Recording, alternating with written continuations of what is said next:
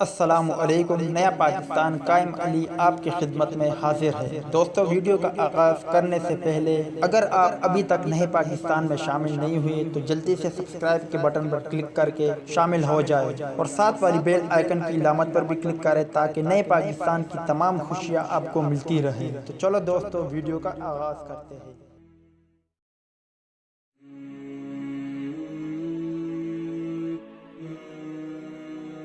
پاکستان کے senior fast bowler Wahab Riaz کافی عرصے سے پاکستانی ٹیم سے دور ہے، لیکن وہ نجی لیگز میں اچھی پرفارمنس دے رہے ہیں۔ پاکستان سپر لیگ کے بعد ان دنوں انگلینڈ کی وٹالٹی T20 لیگز میں بھی انہوں نے دھوم مچائی ہوئی ہے۔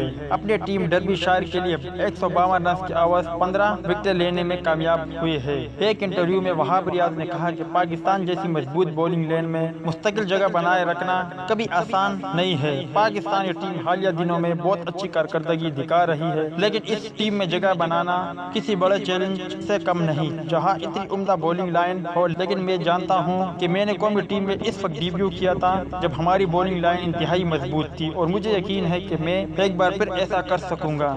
میرا سب سے بڑا مقصد 2019 کے ورلڈ کپ میں اپنی جگہ پکی کرنا ہے۔ وہاب ریاض نے مزید کہا کہ میرا پاکستانی ٹیم کی طرف سے کھیلنا ہی میرا مشن ہے۔ اپنے مقصد کو کبھی نہیں چھوڑوں گا اور جب کبھی موقع ملا ملک کی نمائندگی کروں گا۔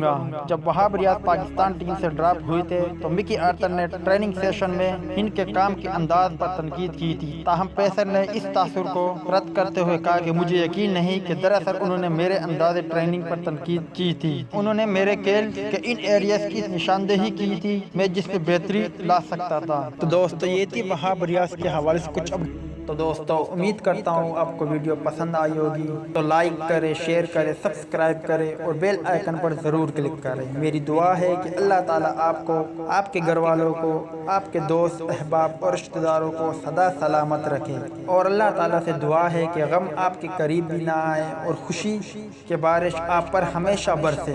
آمین۔ ویڈیو دیکھنے کا شکریہ۔ اللہ